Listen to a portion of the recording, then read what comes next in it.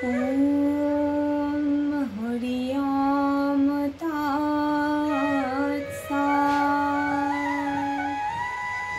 ॐ नमो भगवते वासुदेवाय। सर्वकर्मफलं श्रीकृष्णार्पणमस्तु। ॐ अखण्डमण्डलाकारं व्याप्तं येन चराचरं तत्पादं दर्शितं येन तस्मै श्रीगुरवे नमः। हे कृष्ण करुणा सिन्धु दीनबन्धु जगत्पते गोपेश गोपिकान्त राधाकान्त नमोस्तुते। तप्त काञ्चन गौराङ्गी राधे वृन्दावनेश्वरी विश्वभानुसुते देवी प्रणमामि हरिप्रिये। अथ श्रीमद्भगवद्गीतार श्रीमंगलाचरण। ॐ पार्थाय प्रतिबोधितं भगवता नारायणेन स्वयं व्यासेन ग्रथितं पुराणो मुनिना मध्ये महाभारतम् अद्वैतामृतवर्षिणीं भगवतीमष्टादश अध्यायिनीम् अम्ब त्वामनुसन्धामि भगवद्गीते भगवद्वेषिणीम्। नमोऽस्तुते विशालबुद्धे फुल्लारविन्दआयतपत्रनेत्र येन त्वभारतुल्यपुण्यः प्रज्वलितो ज्ञानमय प्रदीपः।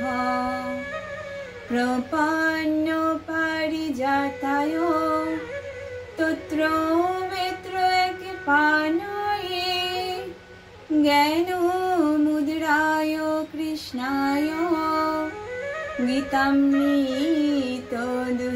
नमः। हे जननी भगवद्गीता, তোমার মাধ্যমে স্বয়ং ভগবান শ্রীকৃষ্ণ পার্থকে উপদেশ দিয়েছিলেন। তুমি প্রাচীন মহর্ষি ব্যাসদেব কর্তৃক মহাভারতে গ্রথিতা এবং তুমি অষ্টাদশ অধ্যায় রূপিণী অদ্বৈত তত্ত্বরূপ অমৃত বর্ষিণী ও পুনর্জন্ম নাশিনী ভগবতী। আমি তোমার ধ্যান করি। হে মহামতি ব্যাসদেব, তোমার জ্ঞান বুদ্ধি অসাধারণ এবং ফুল্লার বিন্দ আয়ত পত্র নেত্র অর্থাৎ চোখ দুটি প্রস্ফুটিত পদ্মপত্রের মতো বিশাল। তুমি জ্বালিয়েছ এক অনির্বাণ দ্বীপ যা শাশ্বত জ্ঞানের চিরোজ্জ্বল বর্তিকা। তোমাকে প্রণাম করি। হে ভগবান শ্রীকৃষ্ণ, তুমি প্রপন্ন পারিজাতায় শরণাগতের কল্পবৃক্ষ তুল্য, সমুদ্র মন্থনকালে উথিত দেবতরু বিশেষ এবং তত্র বেত্র এক পানয়ে অর্থাৎ রথযুক্ত অশ্বতারণের বেত্র দণ্ডধারী অধিকর্তা। তুমি গীতারূপ অমৃতের দোহনকারী। তুমি জ্ঞান মুদ্রা ধারণ করে অজ্ঞানতা বিনাশ করো। তোমাকে প্রণাম করি।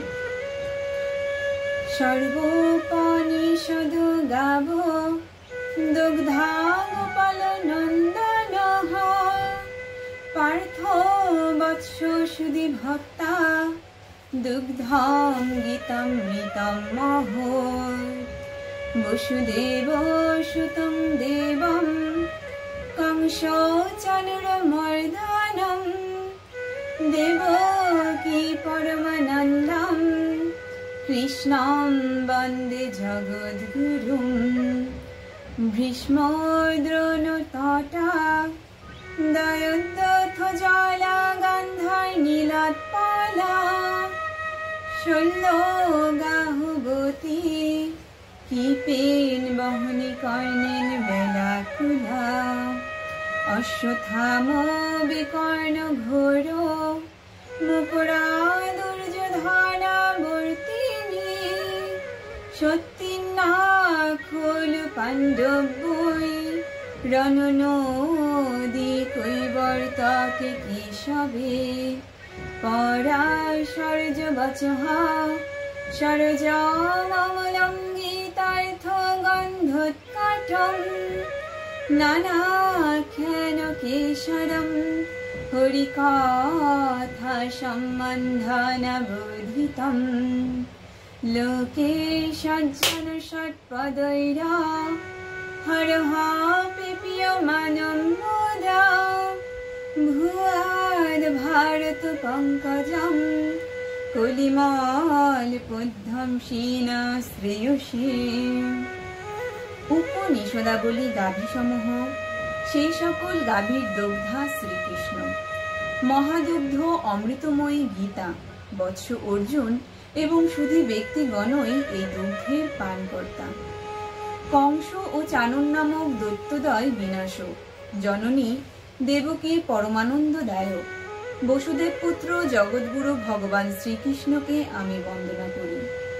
ভগবান শ্রীকৃষ্ণ কর্ণধার থাকায় পাণ্ডবগণ কুরুক্ষেত্র যুদ্ধরূপ রণনদী নিশ্চিত রূপে উত্তীর্ণ হয়েছিলেন। ভীষ্ম ও দ্রোণ সেই নদীর দুই তীর, জয়দ্রথ নদীর জল, শকুনি প্রভৃতি নীল প্রস্তর, শল্য নদীর কুম্ভীর, কৃপাচার্য প্রবল স্রোতবেগ, কর্ণ প্লাবিত বেলাভূমি, অশ্বত্থামা ও বিকর্ণ নদীর ভয়ঙ্কর দুই মকর, দুর্যোধন জলের ঘূর্ণিপাক। মহাভারত একটি নির্মল পদ্মফুল, গীতা সেই পদ্মের সুবাসিত সৌরভ।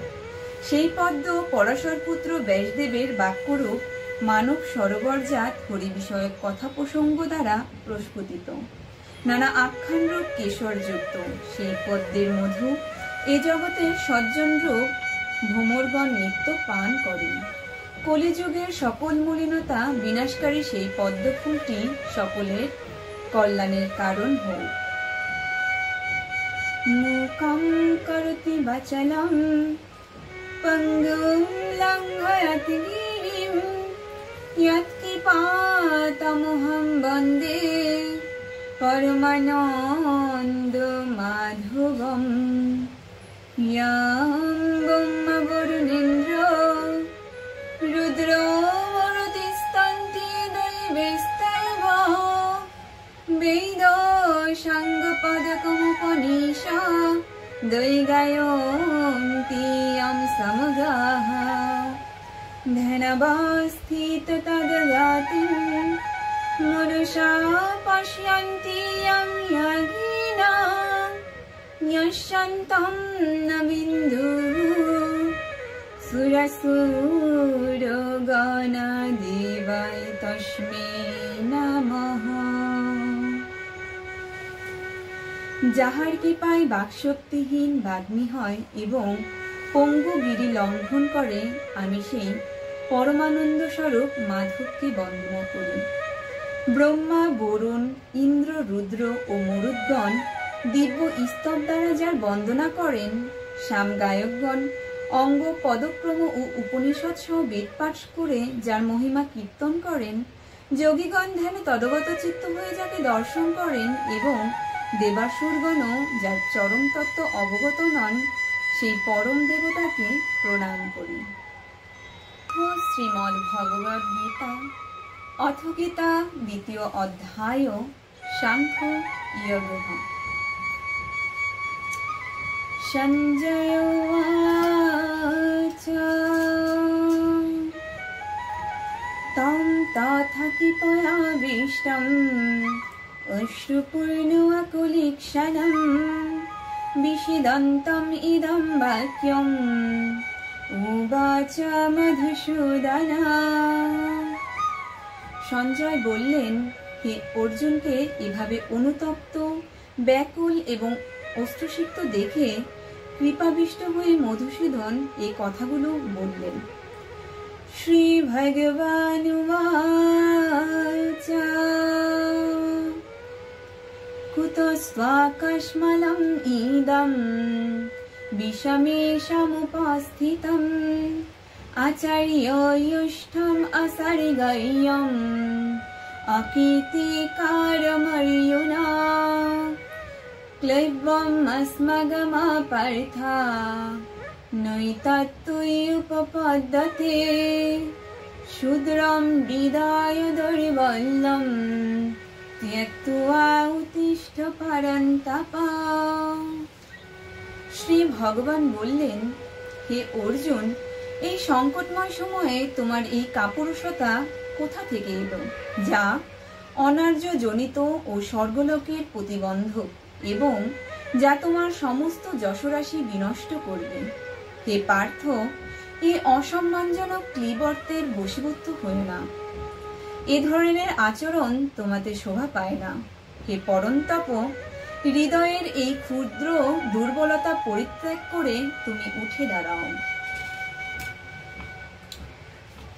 অর্জুন উবাচ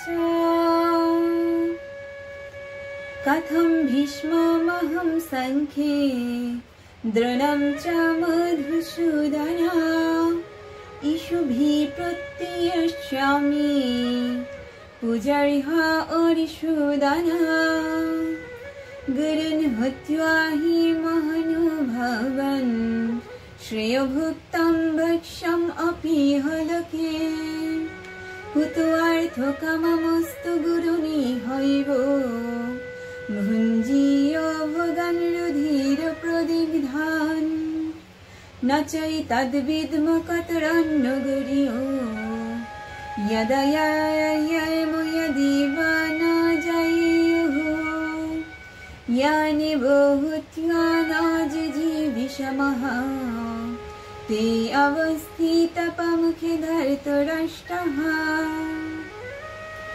অর্জুন বললেন, হে শত্রু দমনকারী মধুসূদন, এই যুদ্ধক্ষেত্রে ভীষ্ম ও দ্রোণের মতো পরম পূজনীয় ব্যক্তিদের সঙ্গে কেমন করে আমি বাণের দ্বারা যুদ্ধের প্রতিদ্বন্দ্বিতা করব?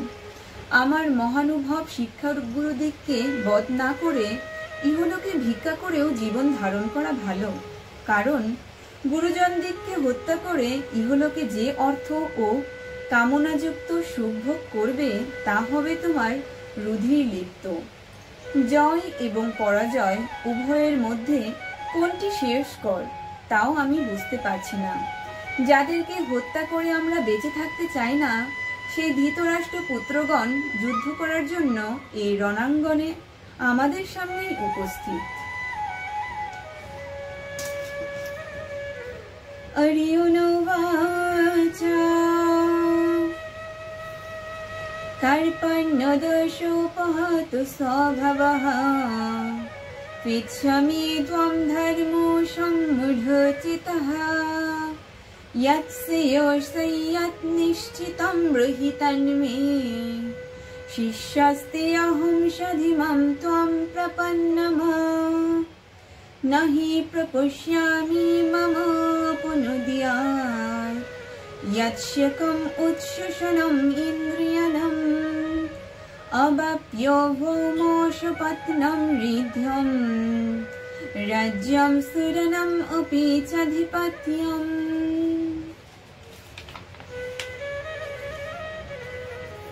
অর্জুন বললেন, কার্পণ্য জনিত দুর্বলতার প্রভাবে আমি এখন কিং কর্তব্য বিমূঢ় হয়েছি। আমি আমার কর্তব্য সম্বন্ধে বিভ্রান্ত হয়ে তোমাকে জিজ্ঞাসা করছি, এখন আমার পক্ষে কি করা শ্রেয়স্কর? আমি তোমার শিষ্য, সর্বতোভাবে তোমার শরণাগত। দয়া করে তুমি আমাকে উপদেশ দাও। যেসব আমার ইন্দ্রিয়গুলিকে বিকল করছে তা যে কিভাবে আমি দূর করব তা আমি জানি না।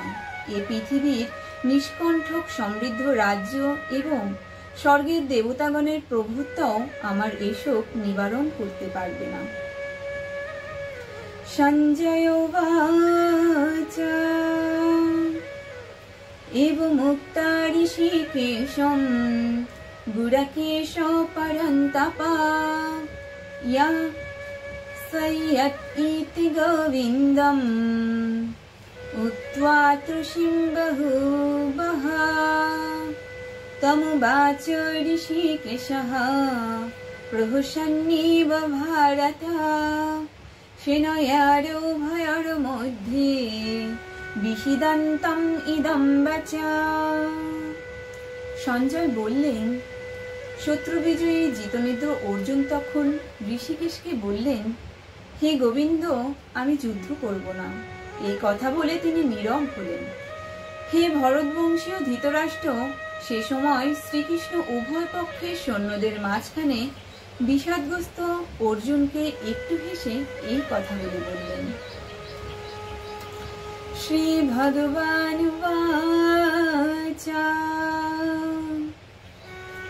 অসজ্জানুশোচস্ত্বম প্রজ্ঞবাদঞ্চ ভাষসে গতাশুন চ ন অনুশোচন্তি পণ্ডিতঃ নত্তি বাহুম যতু নাশম নত্বম নিমে জনাধিপঃ ন চৈব ন ভবিষ্যামঃ সর্বে বায়ম অতঃ পরম দেহিন अस्मिन् यथा देहे कौमारं यौवनं यदा तथा देहान्तर प्राप्तिः धीरस्तत्र न मुह्यते मात्र स्पर्शस्तु कौन्तेय शीतोष्ण सुख दुःखदः आगम अपायिनो अनित्यः तान्तितिक्षासु भारत यं हि न व्यथयन्ते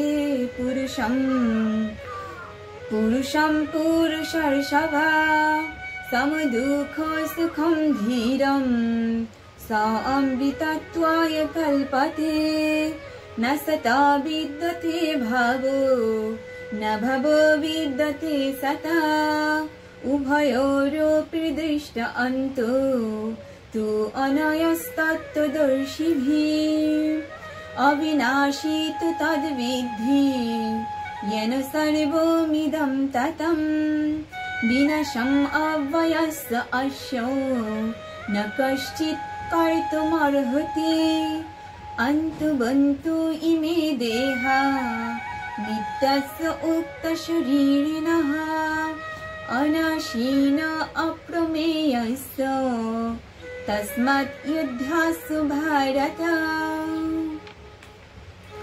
শ্রী ভগবান অর্জুনকে বললেন, তুমি পণ্ডিতের মতো কথা বলছো, অথচ যে বিষয়ে শোক করা উচিত নয় সে বিষয়ে শোক করছো। যারা যথার্থই পণ্ডিত তারা কখনো জীবিত অথবা মৃত কারো জন্যই শোক করেন না। আমি, তুমি এবং এই সমস্ত রাজারা আমরা সকলেই পূর্বে ছিলাম, এখনো আছি এবং ভবিষ্যতেও থাকব। এই জেনে পণ্ডিত ব্যক্তিগণ কখনো শোক করেন না, অর্থাৎ আত্মা অবিনাশী। শরীর নাশ হলেও আত্মার নাশ হয় না। আমরা বর্তমানে এ অবস্থায় আছি, পূর্বে অন্য স্বরূপে ছিলাম এবং ভবিষ্যতে অন্য স্বরূপে থাকব, তাই শোক করা উচিত নয়। জীবের এ দেহে বাল্য, যৌবন এবং বার্ধক্য এই ত্রিবিধ অবস্থা কালের গতিতে উপস্থিত হয়, তেমনি কালের গতিতে দেহান্তর প্রাপ্তি বা মৃত্যু হয়। একটি একটি বিশেষ অবস্থা মাত্র। জ্ঞানীগণ তাতে মোহগ্রস্ত হন না, অর্থাৎ আত্মা নির্বিকার। আমাদের বাল্য, যৌবন এবং বার্ধক্য শরীরের অবস্থা, আত্মার নয়, তাই আমাদের শোক করা উচিত নয়।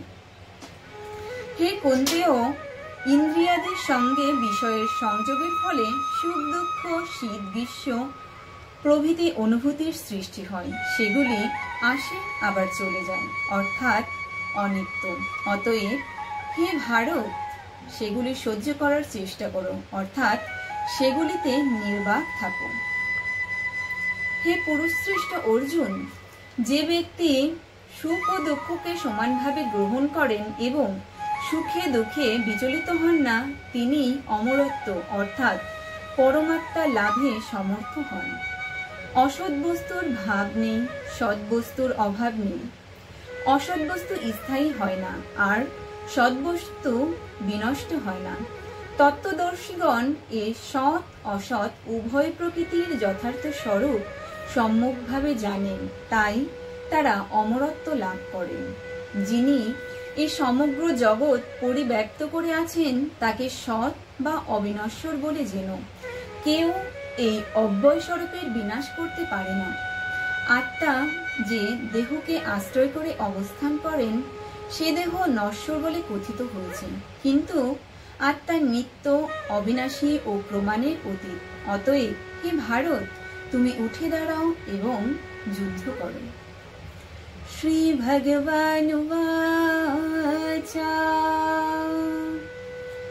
ইয়া এনম বেত্তি হন্তারম यश्चैनं मुन्नते हतं उभतो न विजानीतो नायं हन्ति न हन्यते न जायते म्रियते वा कदाचित् नायं भूत्वा भविता वा न भुवः अजनित्यो शाश्वत अयं पुराणो न हन्यते हन्यमाने शरीरे वेदो विनाशिनं नित्यं या इनमजमो अव्ययं कथं सा पुरुषं पार्थो कं घातयति अन्तिकामः वाशांसि जीर्णानि यथा विहाय नवानि गृह्णाति नरोपराणि तथा शरीराणि विहानि जीर्णानि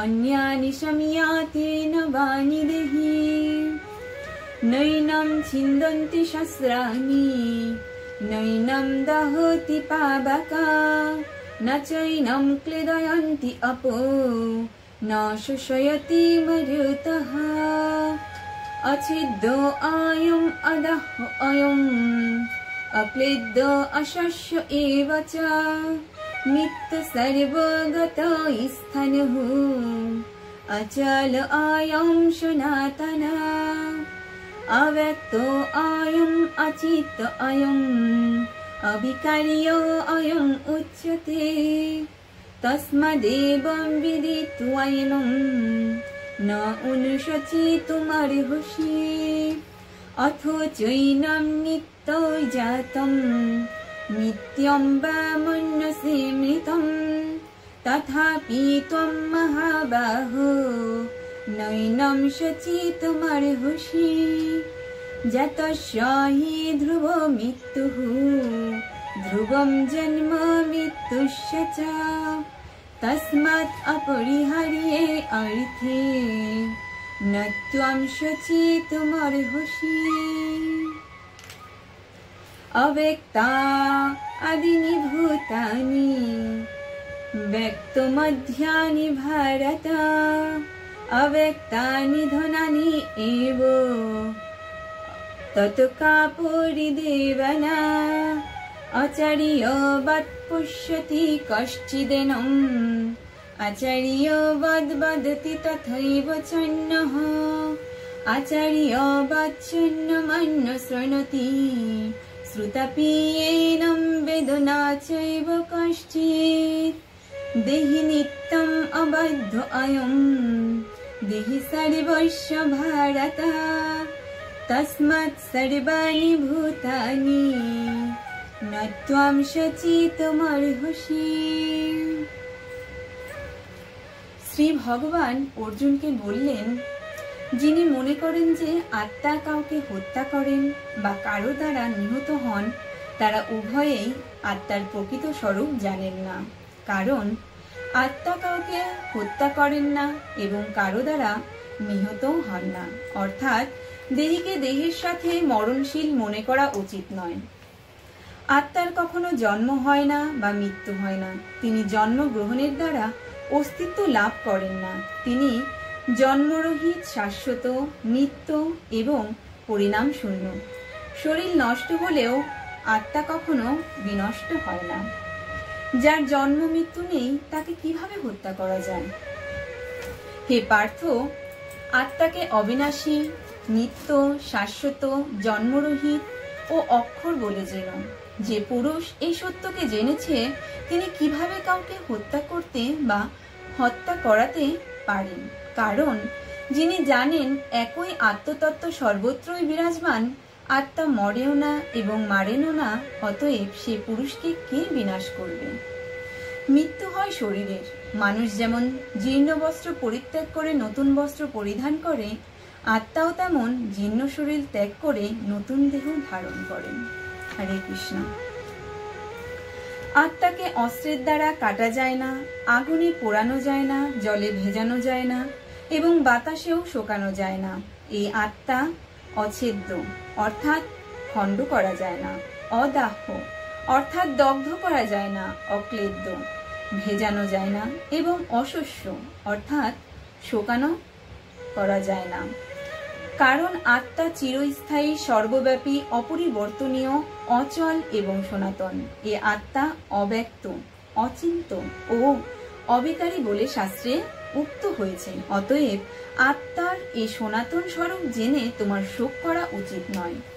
হে মহাবাহু অর্জুন, আর যদি তুমি মনে করো যে আত্মা সর্বদা দেহের সঙ্গে জন্মে এবং দেহের সঙ্গেই বিনষ্ট হয়, তাহলেও তোমার শোক করা উচিত নয়। যার জন্ম হয়েছে তার মৃত্যু নিশ্চিত এবং যার মৃত্যু হয়েছে তার জন্মও নিশ্চিত। অতএব এ অবশ্যভাবী বিষয়ে তোমার শোক করা উচিত নয়।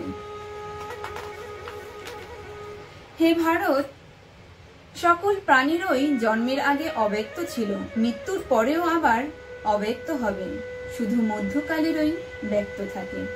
কাজেই এতে শোক করার কি আছে? আত্মা সকলের নিকটই আশ্চর্য কিছু। আত্মাকে দেখা, আত্মার সম্বন্ধে বর্ণনা ও শ্রবণ করা সবই অদ্ভুত ও অলৌকিক।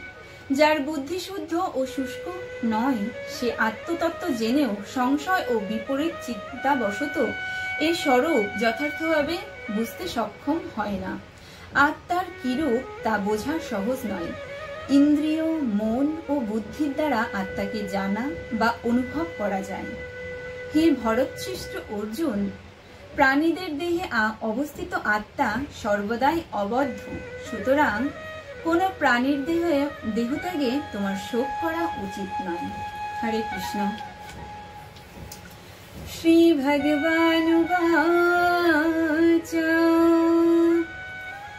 স্বধর্মম অপি চাপেক্ষা ন বিকম্পিতুমর্হসি ধর্মাধি যুদ্ধাৎ শ্রেয়ো यन्नत् क्षत्रियस्य न विद्यते यद्यच्छ्वाचपोपन्नं सर्गदारम् अवावृतं सुखिं क्षत्रियपार्थः लभन्ते युद्धमीशिदम् अथ चेत्यम् इमं धर्मं संग्रामं न करिष्यसि ततो स्वधर्मं कीर्तिं च हित्वा पापम् अवाप्स्यसि अकीर्ति चापि भूतानि कथयिष्यन्ति ते अव्ययम् सम्भवितस्य च कीर्ति मरणात् अतिरिच्यते भयात् रणात् उपरतं मत्सन्ते त्वं महारथः येषां च त्वं बहुमतो भूत्वा यशासि लाघवम् अवाच्यो वादं च बहुना वदिष्यन्ति तथा हितः निन्दस्त्वो समर्थमो तत् दुःखोत्तरं नु किम्। শ্রী ভগবান বললেন, তোমার স্বধর্ম ক্ষত্রিয়, তা বিবেচনা করেও তোমার দ্বিধাগ্রস্ত হওয়া উচিত নয়। কারণ ক্ষত্রিয় পক্ষে ধর্ম রক্ষার্থে যুদ্ধ করার চেয়ে মঙ্গলকর আর কিছুই নেই। হে পার্থ, এ যুদ্ধ আপনা থেকেই উপস্থিত হয়েছে এবং ক্ষত্রিয়ের কাছে এ যুদ্ধ স্বর্গে যাওয়ার মুক্ত দ্বার স্বরূপ। ভাগ্যবান ক্ষত্রিয়েরাই এ প্রকার ধর্মযুদ্ধে অংশগ্রহণ করার সুযোগ প্রাপ্ত হন। কিন্তু তুমি যদি এই ধর্মযুদ্ধ না করো, তাহলে তোমার স্বীয় ধর্ম ও কীর্তি উভয়ই নাশ হবে এবং কর্তব্য পালন না করার জন্য তোমার পাপ হবে। সমস্ত লোক চিরকাল তোমার অকীর্তির কথা বলবে। সম্মানিত ব্যক্তির পক্ষে অকীর্তি অর্থাৎ অপযশ মৃত্যুর চেয়েও অধিক পীড়াদায়ক। সমস্ত মহারথীরা মনে করবেন যে তুমি ভয় পেয়ে যুদ্ধক্ষেত্র পরিত্যাগ করেছ। তুমি যাদের কাছে সম্মানিত ছিলে তাদের কাছে তুমি এখন ছোট হয়ে যাবে। তোমার শত্রুরা তোমার সামর্থ্যের নিন্দা করে বহু অকথ্য কথা বলবে। তার চেয়ে অধিক দুঃখকর তোমার পক্ষে আর কি হতে পারে। শ্রী ভগবানুবাচ হতো বা প্রাপ্স্যসি স্বর্গম জিত্বা বা ভগ্যসে সমিহ তস্মাৎ উত্তিষ্ঠ কুন্তেয় যোদ্ধায় কীর্তনিশ্চয়া সুখ দুঃখে সমে কীর্ত্বা লাভো অলাভো জয় অজয় তত যুদ্ধায় যুজ্যসু নৈবং পাপম অবাপ্স্যসি এষা তে অভিহিতা সাংখ্যে বুদ্ধির্যোগে ত্বমাং শৃণু বিদ্ধযুক্তো యయా পার্থ কর্মবন্ধং প্রহাস্যসি নিহভিক্রমণশো অস্তি প্রত্যবায় ন বিদ্যতে সপ্তম অপর্য ধর্মস্য ত্রয়তে মহতো ভয়াৎ ব্যবসায়াত্মিকা বুদ্ধিঃ একেহ কুরু নন্দন বহু শাখা হি অনুসন্তশ্চ বুদ্ধবায় ব্যবসায়িনাম।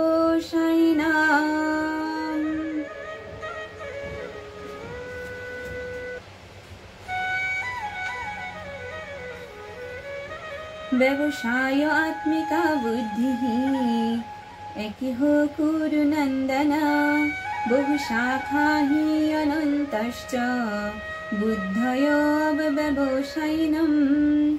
ইয়ামিনাম পুষ্পিতম বাচম প্রবদন্তি অবিপশ্চিতাঃ বেদবাদরতা পার্থ নান্যদ অস্তীতি বাদেনা কামাত্তানো সর্গপরা জন্ম কর্ম ফলপ্রদম প্রিয় বিশেষ বহুলাম ভোগ ঐশ্বর্য গতিম প্রতি ভোগ ঐশ্বর্য প্রসক্তানম তয়া অপোহিত চেতসম ব্যবসায়াত্মিক বুদ্ধিঃ সমাধ্যো ন বিধীয়তে তৈর্গুণ্য বিষয়া বেদা নিস্তৈর্গুণ্য ভবর্যুন নির্দ্বন্দ্ব নিত্য সত্ত্বস্থো নির্গুণ ক্ষেম আত্মবন यवन अर्थोपदाने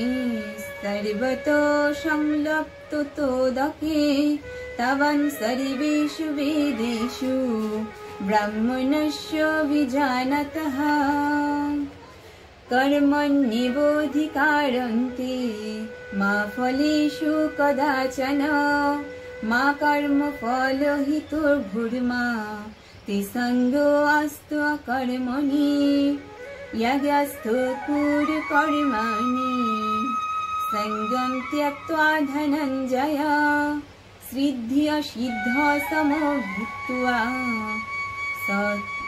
समत्वं यज्ञ उच्यते दुरेन हि अवरं कर्म बुद्धियगद्धनञ्जय बुद्धशरणम् अनिच्छ कृपणा फलहेतव बुद्धियुक्तो जहातिह उभयसुकृतो दुष्कृते तस्मात् यज्ञाय युज्यस्सु यज्ञकर्मसु कुशलम् कर्मज्ञं बुद्धियुक्ता हि फलं त्यक्त्वा मनीषिणः জন্ম বন্ধ বিনিমুক্তঃ পদম গচ্ছন্তি মানাময়ম।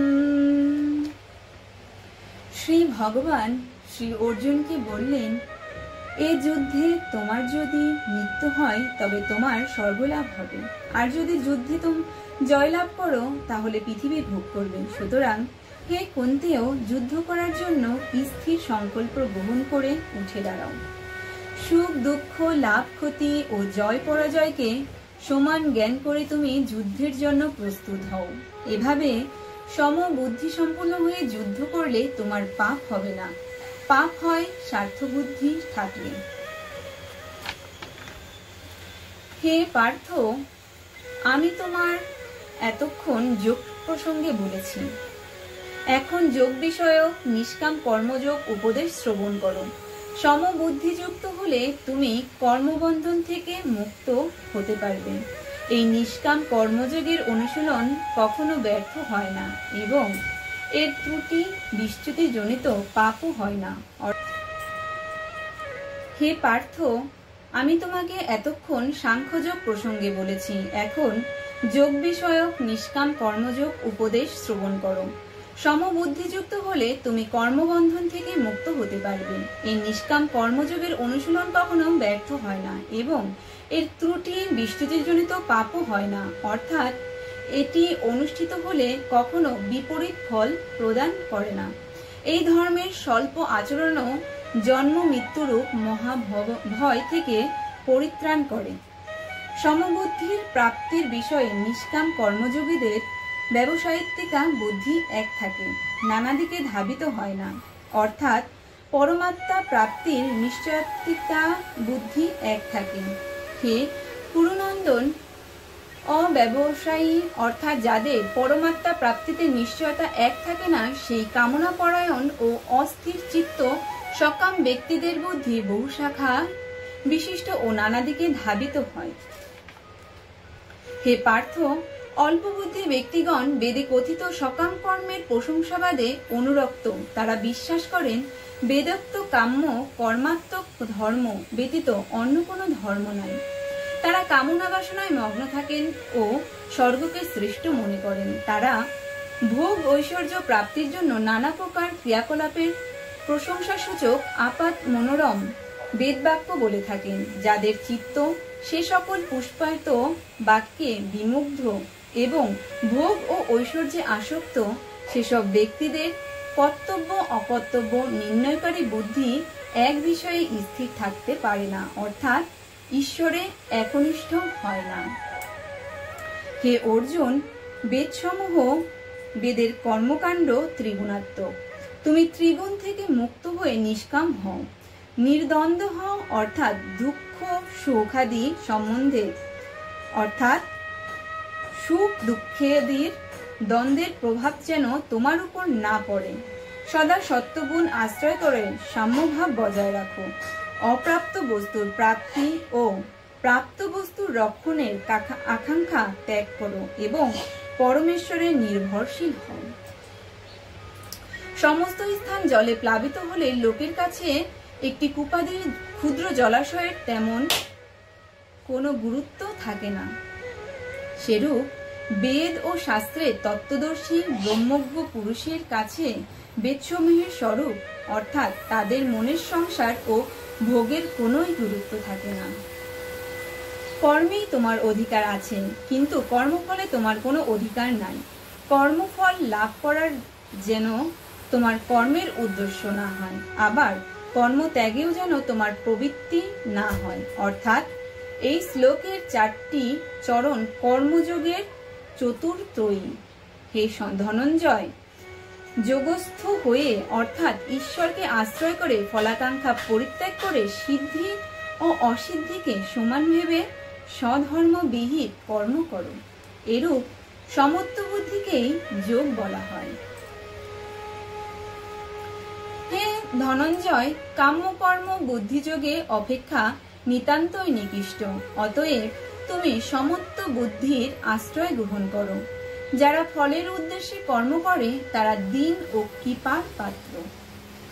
সমত্ব বুদ্ধিযুক্ত ব্যক্তি ইহলোকের পাপ ও পুণ্য উভয়ই পরিত্যাগ করেন। সুতরাং তুমি এই যোগ লাভে সচেষ্ট হও, কারণ এই সমত্বরূপ যোগই হলো কর্মের কৌশল, অর্থাৎ কর্মবন্ধন থেকে মুক্তি লাভের উপায়।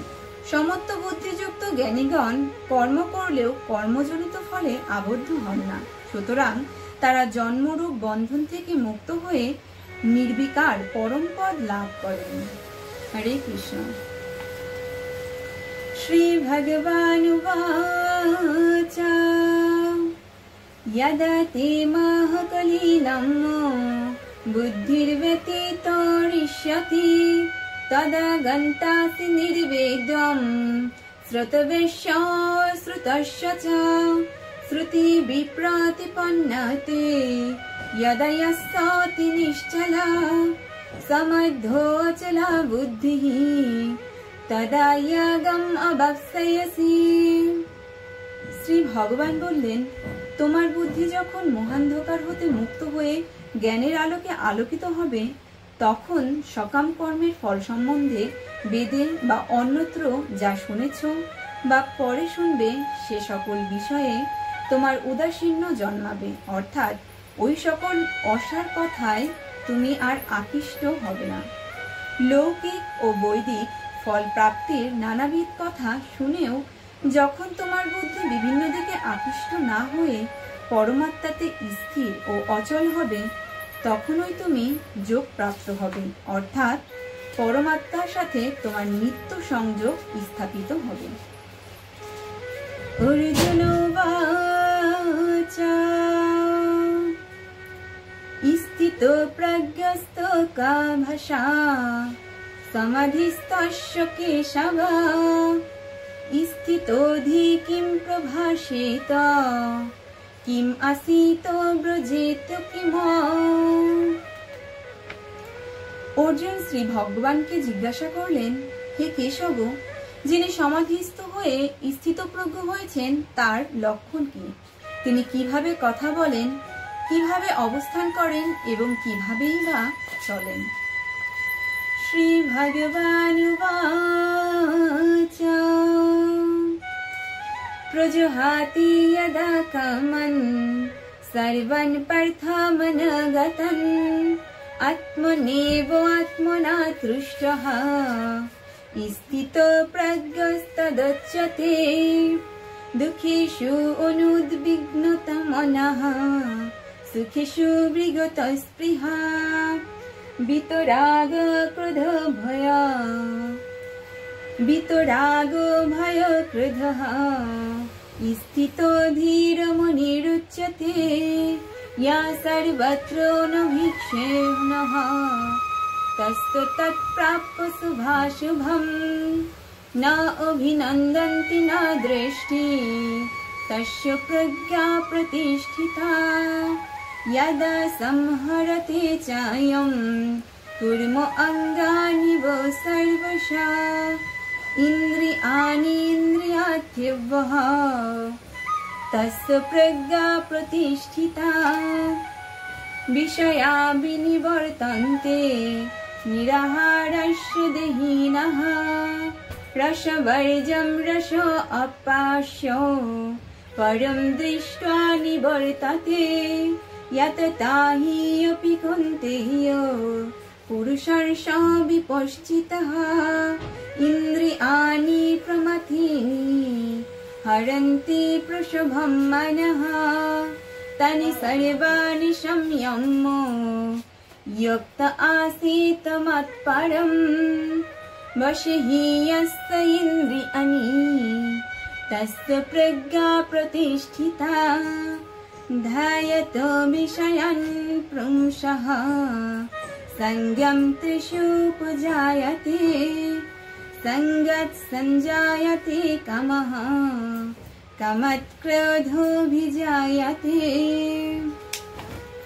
क्रोधात् भवति सम्मोहः सम्मोहात् स्मृतिविभ्रमः स्मृतिभंशात् बुद्धिनाशो बुद्धिनाशात् प्रणश्यति रागद्वेष विमुक्तस्य तु विशनन् इन्द्रियस्य चरन् आत्मवश्यर्विधे आत्मा विशदम् अधिगच्छति प्रसादे सर्वदुःख्यानम् हानिरस्योपजायते प्रसन्नचेतसो हि असौ बुद्धिपर्यवतिष्ठते नास्ति बुद्धिरयुक्तस्य न च युक्तस्य भावना न च भावायत शान्तिः अशान्तस्य कुतो सुखम् इन्द्रियाणां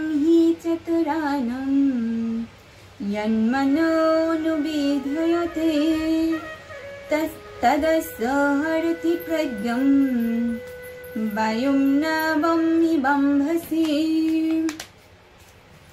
तस्मात् यस्य महाबाहो निगृहीतानि सर्वशः इन्द्रियाणीन्द्रियार्थेभ्यः तस्य प्रज्ञा प्रतिष्ठिता या निशा सर्वभूतानां तस्यां जगति संयमी यस्यात् जाग्रति भूतानि न निशा पश्यति मुनिः अपूर्यमानमचलं प्रतिष्ठं समुद्रमापो प्रविशन्ति यद्वात् तद्वात्कामयं प्रविशन्ति सर्वे शान्तिम् आप्नोति न कामकामी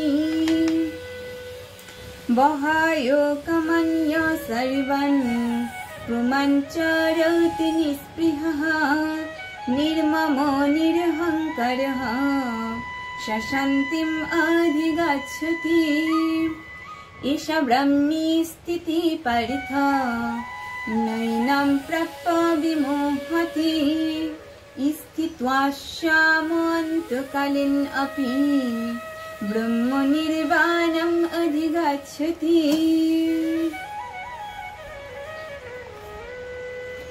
শ্রী ভগবান বললেন, হে পার্থ অর্জুন, যোগী যখন সমস্ত মনোগত কামনা পরিত্যাগ করে আপনাতেই আপনি তুষ্ট থাকেন, অর্থাৎ পরমানন্দ স্বরূপ আত্মাতেই পূর্ণ পরিতৃপ্তি লাভ করেন, তখনই তাকে স্থিতপ্রজ্ঞ বলা হয়।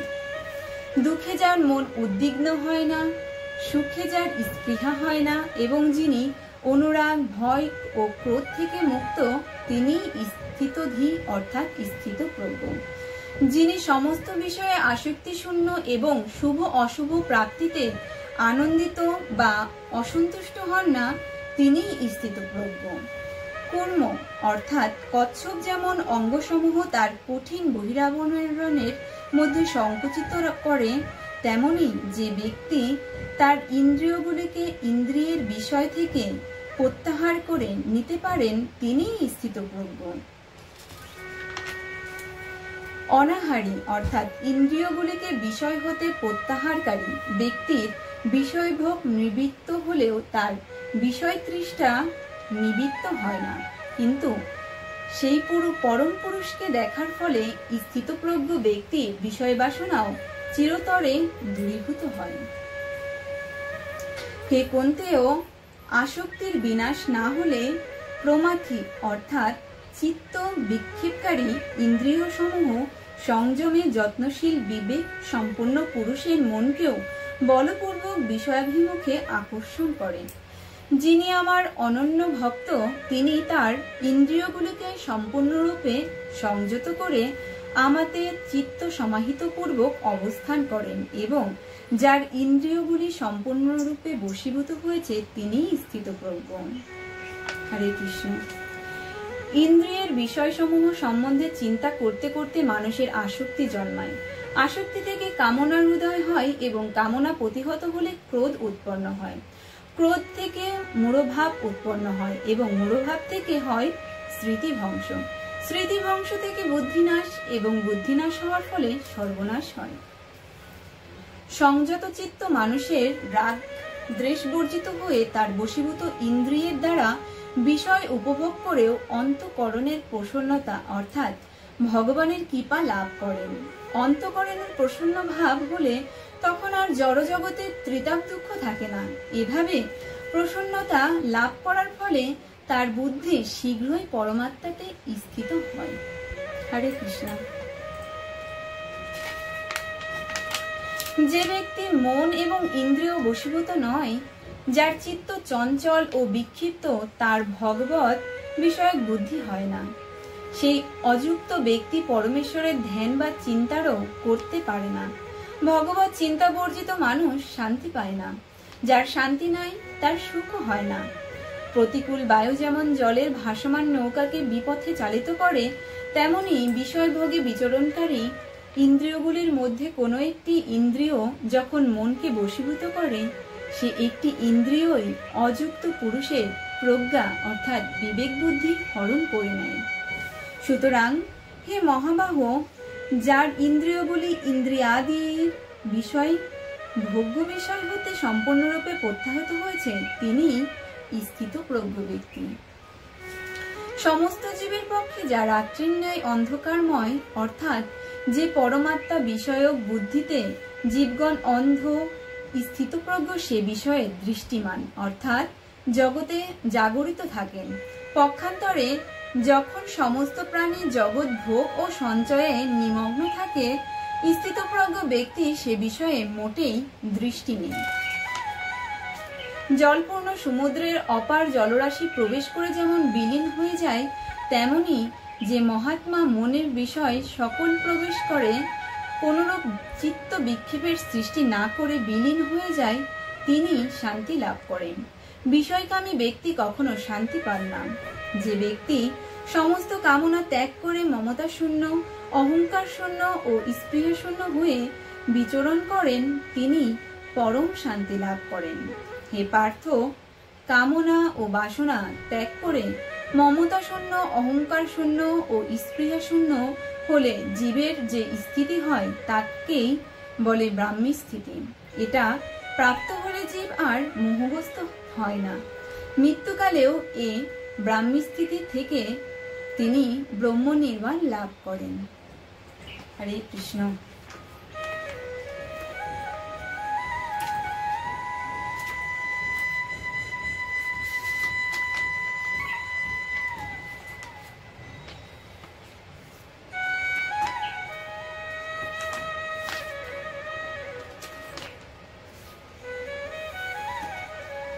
দ্বিতীয় অধ্যায় অর্থাৎ সাংখ্যযোগের সারমর্ম।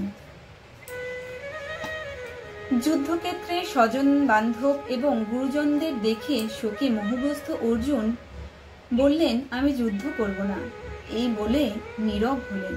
তখন ভগবান শ্রীকৃষ্ণ অনেকটা অনুশাসনার সুরে শোককাতর অর্জুনকে বললেন, ক্লিয়ক ভাব পরিত্যাগ করে হৃদয়ের দুর্বলতাকে সবল করে যুদ্ধের জন্য উঠে দাঁড়াও।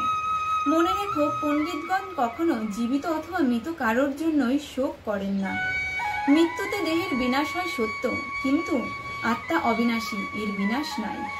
মানুষ যেমন জীর্ণ বস্ত্র পরিত্যাগ করে নতুন বস্ত্র পরিধান করে, আত্মাও তেমনি জীর্ণ শরীর ত্যাগ করে নতুন দেহ ধারণ করেন।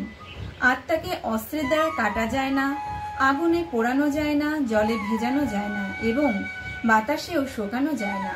যার জন্ম হয়েছে তার মৃত্যু নিশ্চিত, এবং যার মৃত্যু হয়েছে তার জন্মও নিশ্চিত। অতএব এই অবশ্যভাবে বিষয়ে তোমার শোক করা উচিত নয়। শ্রী ভগবান অর্জুনকে আরো বললেন, তোমার স্বধর্ম ক্ষত্রিয়। ক্ষত্রিয়র পক্ষে ধর্ম রক্ষার্থে যুদ্ধ করার চেয়ে মঙ্গলকর আর কিছুই নেই। তা বিবেচনা করেও তোমার দ্বিধাগ্রস্ত হওয়া উচিত নয়। এই যুদ্ধে যদি তোমার মৃত্যু হয় তবে তোমার স্বর্গলাভ হবে, আর যদি যুদ্ধে জয়লাভ করো তাহলে পৃথিবী ভোগ করবে। সুতরাং যুদ্ধ করার জন্য স্থির সংকল্প হয়ে উঠে দাঁড়াও। কিন্তু এতেও অর্জুনের সংশয় দূর না হওয়ায় ভগবান শ্রীকৃষ্ণ বললেন, তুমি রাজ্য লাভ কামনায় যদি যুদ্ধে প্রবৃত্ত হও তবে অবশ্যই তজ্জনিত কর্মফল তোমাকে ভোগ করতে হবে। কিন্তু তুমি যদি ফল কামনা বর্জন করে লাভ অলাভ, সিদ্ধি অসিদ্ধি সমজ্ঞান করে যুদ্ধ করতে পারো, তার জন্য পাপভাগী হবে না। এই সম্যবুদ্ধি যুক্ত কর্মই নিষ্কাম কর্ম। সাম্যবুদ্ধিযুক্ত নিষ্কাম কর্মী স্বর্গাদির আশায় বা নরকাদির ভয়ে কোনো কর্ম করেন না। তিনি পাপ পুণ্য উভয়ই পরিত্যাগ করে পরম পদ লাভ করেন। কাম্যকর্মের নানাবিধ ফল কথা শ্রবণে তোমার বুদ্ধি বিক্ষিপ্ত হয়েছে। তোমার বিক্ষিপ্ত বুদ্ধি যখন পরমেশ্বরের জ্ঞানে সমাহিত হবে, তখন তোমার বিষয়ে আসক্তি বিদূরিত হবে এবং তোমার প্রজ্ঞা স্থির হবে। তুমি যোগে সিদ্ধি হবে। যিনি সংযিতেন্দ্রিয় বিষয় বাসনা, আত্মাভিমান ও মমত্ব বুদ্ধি বর্জনপূর্বক ঈশ্বর চিন্তায় একনিষ্ঠ, তিনিই স্থিতপ্রজ্ঞ। স্থিতপ্রজ্ঞ ব্যক্তি আত্মবশীভূত ইন্দ্রিয়াদির দ্বারা কর্ম করেও কর্মে আবদ্ধ হন না। এই অবস্থার নামই ব্রাহ্মী স্থিতি। এই অবস্থা লাভ করে সাধক নিষ্কাম ভাব যথার্থ কর্ম করেও মৃত্যুকালে ব্রহ্ম নির্বাণ অর্থাৎ মোক্ষ লাভ করেন। অথ শ্রীমদ্ ভগবদ গীতাসু উপনিষদাসু ব্রহ্মবিদ্যায়াম যোগশাস্ত্রে শ্রীকৃষ্ণ অর্জুন সংবাদে সাংখ্যযোগ নাম দ্বিতীয় অধ্যায়। শ্রী শ্রী গীতা মাহাত্ম্য। ঋষি বললেন, হে সুত, প্রাচীনকালে নারায়ণ ক্ষেত্রে ব্যাসদেব কর্তৃক গীতা মাহাত্ম্য যেরূপ কীর্তিত হয়েছিল, আপনি তা যথাযথ বর্ণনা করুন। সুত বললেন, ভগবান, আপনি উত্তম জিজ্ঞাসা করেছেন। গীতা মাহাত্ম্য অতি গোপনীয়, তা সঠিকভাবে বর্ণনা করার শক্তি তো কারণই। শ্রীকৃষ্ণ ইহা সবচেয়ে ভালোভাবে জানেন। তবে কুন্তিপুত্র অর্জুন, ব্যাসদেব, সুখদেব, যাজ্ঞবল্ক্য ও মিথিলাধিপতি জনক রাজা কিছুটা জানেন। অন্যান্য সকলে অপরের নিকট শ্রবণ করে তার লেশমাত্র কীর্তন করেন। আমিও ব্যাসদেবের মুখ হতে যেরূপ শ্রবণ করেছি তাই এখানে কিশ্চিৎ বলছি। সমগ্র উপনিষদগুলি গাভীস্বরূপ।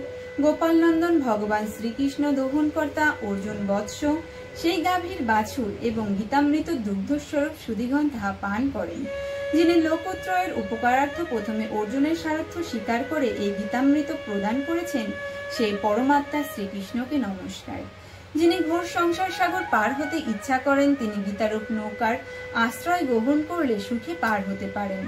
যে পুনঃ পুনঃ শ্রবণ ও অভ্যাস দ্বারা গীতাজ্ঞান লাভ করে নাই, অথচ যদি মোক্ষ লাভ করতে চায়, সেই ব্যক্তি অজ্ঞান এবং বালকের নিকটও উপহাস সম্পদ হয়। যারা অহর্নিশ গীতাশাস্ত্র শ্রবণ বা অধ্যয়ন করেন, তাদেরকে মনুষ্য জ্ঞান করবে না, তারা নিঃসন্দেহে দেবস্বরূপ। যে ব্যক্তি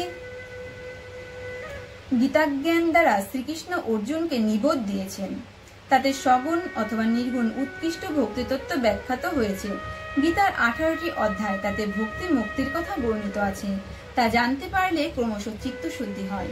গীতাশাস্ত্ররূপ পবিত্র জলে শ্রদ্ধার সহিত স্নান করলে সাধুগণের পাপ নাশ হয়, কিন্তু শ্রদ্ধাহীনের ওই কার্য হস্তে স্নানের ন্যায় নিষ্ফল হয়। যে ব্যক্তি গীতাশাস্ত্র অধ্যয়ন বা অধ্যাপনা করে নাই, মনুষ্যলোকে সে বৃথা কর্মকারী। অতএব যে গীতা শাস্ত্র জানে না, তাহা অপেক্ষা অধমার কেহ নাই। তার জ্ঞান কুলশীল ও মনুষ্য দেহকে দিয়ে। গীতার্থ যে না জানে, তার চেয়ে অধমার কেহ নাই। তার মনুষ্য দেহ সদাচার, কল্যাণ, বিভব ও গৃহশ্রমে দিয়ে। গীতাশাস্ত্র যে জানে না, তার চেয়ে অধমার কেহ নাই।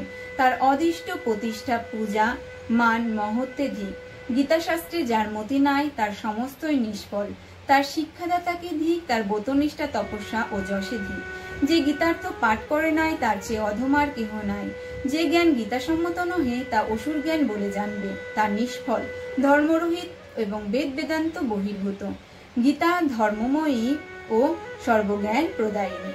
গীতা সর্বশাস্ত্রের সারভূত ও বিশুদ্ধ, তার তুল্য আর কিছু নেই।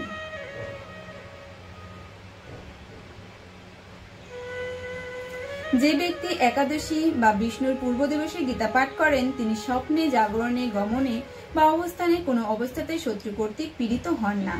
শালগ্রাম শিলার নিকটে, দেবালয়ে, শিব মন্দিরের তীর্থস্থানে বা নদী তটে গীতা পাঠ করলে নিশ্চয় সৌভাগ্য লাভ হয়। দেবকীনন্দন শ্রীকৃষ্ণ গীতা পাঠের যেরূপ পরিতুষ্ট হন, বেদ পাঠ, দানযজ্ঞ, তীর্থ দর্শন বা ব্রতাদির দ্বারা সেরূপ প্রসন্ন হন না। যিনি ভক্তিভাবে গীতা পাঠ করেন, তিনি বেদ পুরাণাদি সমস্ত শাস্ত্র পাঠের ফল প্রাপ্ত হন। যোগ স্থানে, সিদ্ধপীঠে, শিলাময় দেবমূর্তির সমীপে, সাধুজনের সভাতে, যজ্ঞে বা বিষ্ণু ভক্তের নিকটে গীতা পাঠ করলে পরম সিদ্ধি লাভ হয়। যিনি প্রতিদিন গীতা পাঠ বা শ্রবণ করেন দক্ষিণাসহীন সহ অশ্বমেধ যজ্ঞের ফল প্রাপ্ত হন। যিনি গীতার্থ শ্রবণ করেন অথবা কীর্তন করেন কিংবা অপরকে শ্রবণ করান তিনি পরম পদ লাভ করেন। যিনি যথাবিহিত ভক্তিভাবে পরিশুদ্ধ গীতা পুস্তক সাদরে দান করেন তার ভাষা প্রিয় হয় এবং তিনি যশ সৌভাগ্য ও আরোগ্য লাভ করে দ্বৈতাগণের প্রিয় হয়ে পরম সুখ ভোগ করেন, এতে সংশয় নাই। যে গিয়ে গীতার অর্চনা হয় তথায় অবিচারোদ্ভূত বা ভয়ানক অভিশাপজনিত কোনো দুঃখ উপস্থিত হয় না, তথায় তিতাবজনিত কোনো পীড়া, কোনো প্রকার ব্যাধি, সাপ পাপ, দুর্গতি বা নরক ঘটে না। গীতার্চনা বা পাঠ করলে দেহে বিস্ফোটকাদি হয় না, বরং শ্রীকৃষ্ণ চরণে দাসত্ব ও অব্যভিচারিণী ভক্তি লাভ হয়। গীতাভ্যাসরত ব্যক্তি প্রাবন্ধ কর্মভোগের অধীন থাকলেও সর্বজীবের সহিত সখ্যভাব লাভ করেন। তিনি সুখী ও মুক্ত হন, তাকে বন্ধন করতে পারে না। মহাপাপ বা অতিপাপ করলেও পদ্মপত্রে স্থিত জলের মতো সেই পাপ গীতার ধায়নকারী ব্যক্তিকে স্পর্শ করতে পারে না। অনাচার, অবাচ্য কথন, অভক্ষ ভক্ষণ এবং অস্পর্শজনিত পাপ সকল এবং জ্ঞানকৃত বা অজ্ঞানকৃত বা ইন্দ্রিয়জনিত যে কোনো দোষই হোক না কেন তা গীতা পাঠামাত্রই বিনষ্ট হয়।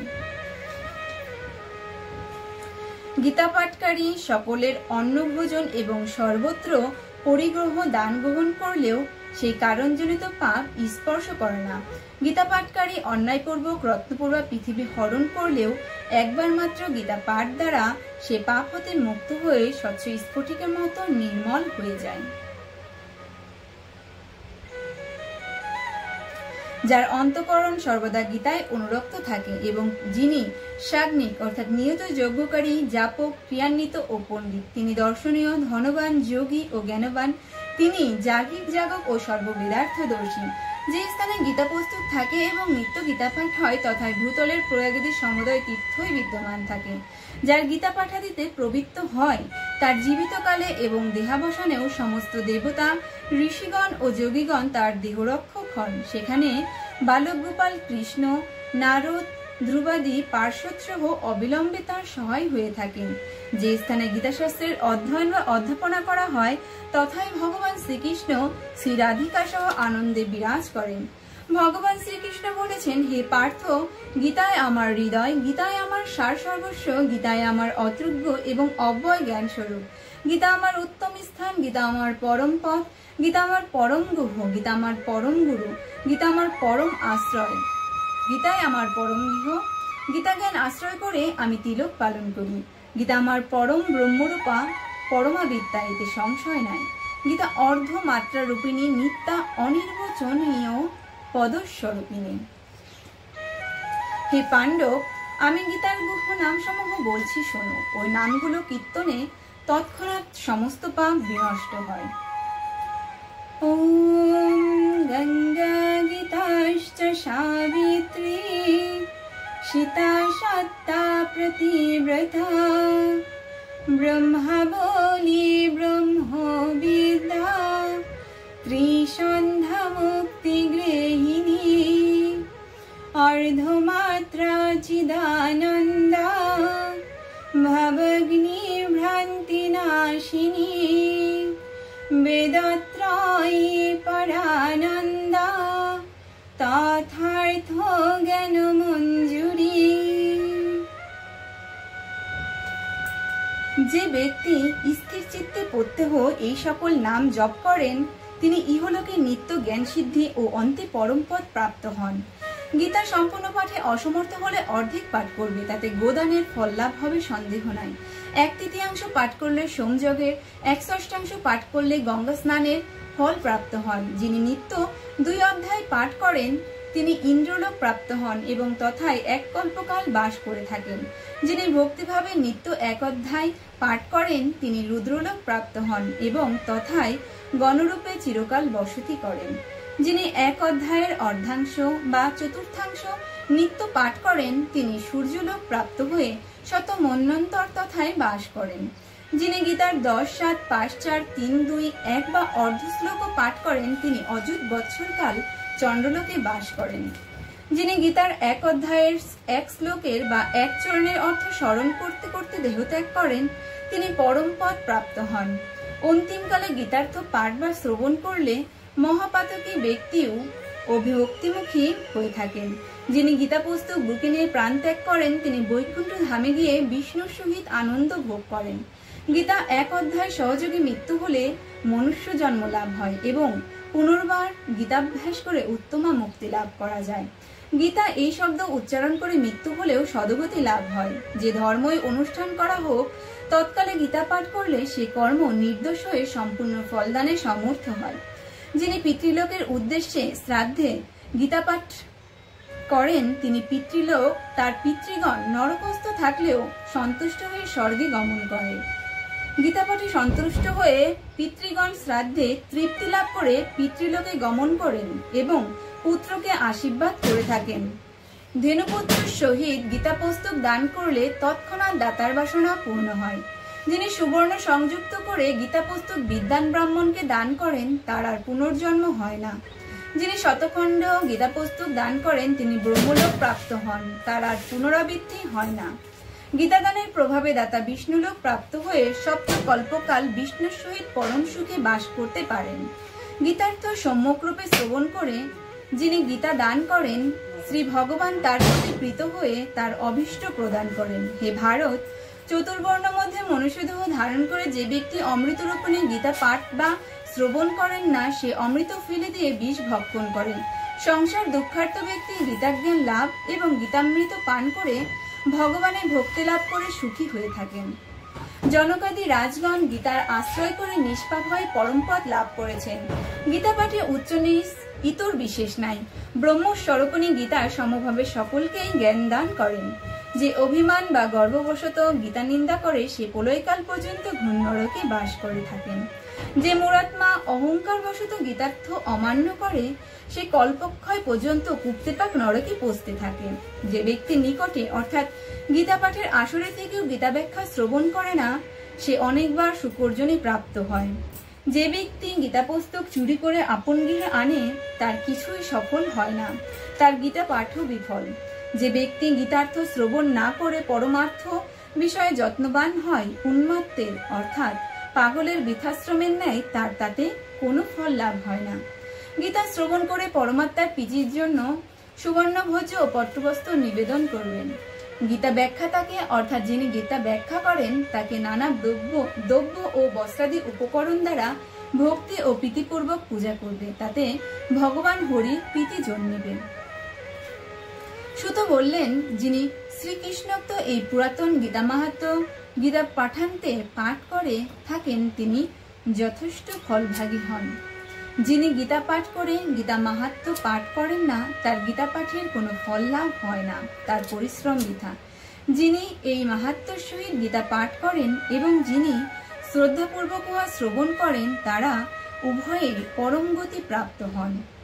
অর্থ সহিত গীতা শ্রবণ করে যিনি মাহাত্ম্য শ্রবণ করেন জগতে তার পূর্ণ ফল সর্বসুখবাহ হয়ে থাকে। হরে কৃষ্ণ।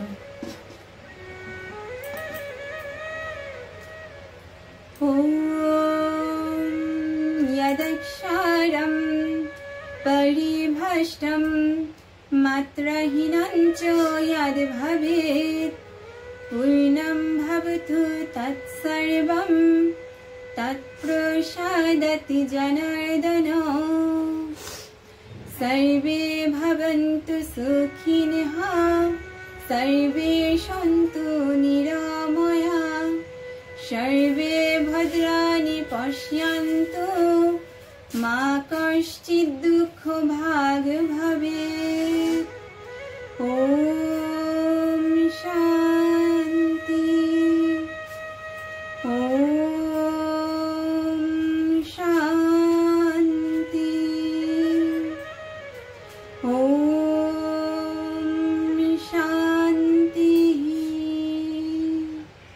পৃথিবীর সকল জীব শান্তি লাভ করুক। জয় গীতা, জয় গীতা, জয় গীতা। রাধে রাধে।